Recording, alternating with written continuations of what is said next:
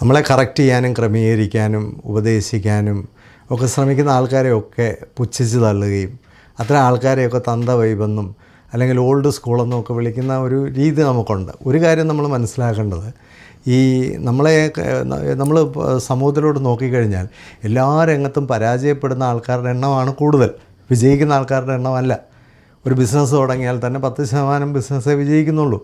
വിവാഹം പോലും വളരെയധികം പേര് തോറ്റുപോവുകയാണ് ഈ രംഗത്ത്. നമ്മൾ വിദ്യാഭ്യാസ രംഗത്ത് നോക്കിയാൽ പഠിക്കാനിറങ്ങുന്ന നല്ലൊരു ശതമാനം കുട്ടികളും ജീവിതത്തിൽ അവരുടെ ലക്ഷ്യത്തിലെത്തുന്നില്ല. എല്ലാ രംഗത്തും അപജയങ്ങൾ കൂടിക്കൊണ്ടിരിക്കുന്ന ഒരു കാലഘട്ടത്തിൽ നമ്മളെ ഒന്ന് തിരുത്താനോ ക്രമീകരിക്കാനോ വരുന്നവരെ എല്ലാം പുച്ഛിക്കാനാണ് നമ്മുടെ ശ്രമമെങ്കിൽ ഈ പരാജിതരുടെ എണ്ണം കൂടിക്കൊണ്ടേയിരിക്കും. ഗുരുക്കന്മാരെ ആവശ്യമാണ് സമൂഹത്തിൽ. അവർ തിരിച്ചറിവുള്ളവരാണ്, ജ്ഞാനമുള്ളവരാണ്. അറിവ് ഗൂഗിളിൽ കിട്ടും, ജ്ഞാനം ഗൂഗിളിൽ കിട്ടില്ല. അപ്പം തിരുത്താനൊക്കെ ആരെങ്കിലും നമ്മളെ സമീപിക്കുന്നെങ്കിൽ, അല്ലെ അങ്ങനെയുള്ളവർ സമൂഹത്തിൽ പ്രവർത്തിക്കുമ്പോൾ അവരെ പുച്ഛിച്ച് തള്ളാനും വ്യക്തിഹത്യ നടത്തി അവരുടെ ശബ്ദം ഇല്ലാതാക്കാനും ഒക്കെ ശ്രമിക്കുന്നത് തന്നെ ഒരു വൈകല്യമാണ്. വൈകല്യമുള്ളവരുടെ ഏറ്റവും വലിയ ലക്ഷ്യം എന്താണെന്ന് ചോദിച്ചാൽ അത്തരം ശബ്ദങ്ങളൊന്നും പുറത്തു വരാതിരിക്കുക. പിന്നെ കച്ചവടക്കാരുടെ താല്പര്യങ്ങൾ ഇവിടെ നടക്കണമെങ്കിൽ നല്ല ആരോഗ്യപരമായൊരു സമൂഹം ഇവിടെ ഉണ്ടാകാൻ പാടില്ല.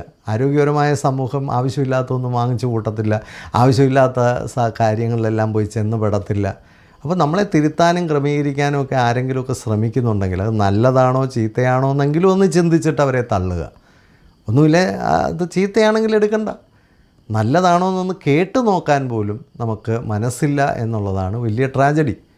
അപ്പം ഇതൊക്കെ ഒരു വൈകല്യം പിടിച്ച സമൂഹത്തിൻ്റെ, വൈകല്യം പിടിച്ച വ്യക്തിത്വത്തിൻ്റെ പ്രതിഫലനങ്ങളായിട്ട് മാത്രമേ കാണാൻ കഴിയുള്ളൂ. നമ്മൾ എല്ലാ കാലഘട്ടത്തിലും ലോകത്തിലെ ഏറ്റവും വലിയ നേതാവ് വരെ അവർക്കൊരു ഉപദേശകനുണ്ട്, അല്ലെങ്കിൽ അവർക്കൊരു നല്ല മെൻറ്ററുണ്ട്. അതുകൊണ്ടാണ് അവർ ഏറ്റവും ടോപ്പ് പൊസിഷനിലൊക്കെ ഇരിക്കുന്നത്. കഴിഞ്ഞ ദിവസം ഒരു ബിസിനസ്സിൻ്റെ ഒരു വലിയ ലീഡർ എന്നെ വിളിക്കുകയായിരുന്നു. അദ്ദേഹം എന്നോട് പറഞ്ഞ എനിക്ക് 4 എക്സ്പേർട്സുകളുണ്ട്. അവർ ആ 4 പേരുടെയും ആൾക്കാരുമായിട്ട് സംസാരിച്ചിട്ട് മാത്രമേ ഞാനൊരു തീരുമാനത്തിലേക്ക് പോകാവുള്ളൂ. അപ്പോൾ ലോകത്ത് വിജയിച്ച് നിൽക്കുന്ന ആൾക്കാർക്കൊക്കെ അവരെ മെൻറ്റർ ചെയ്യാൻ ആൾക്കാരുണ്ട്. ഇതെപ്പോഴും മനസ്സിലാക്കുന്നത് നന്നായിരിക്കും.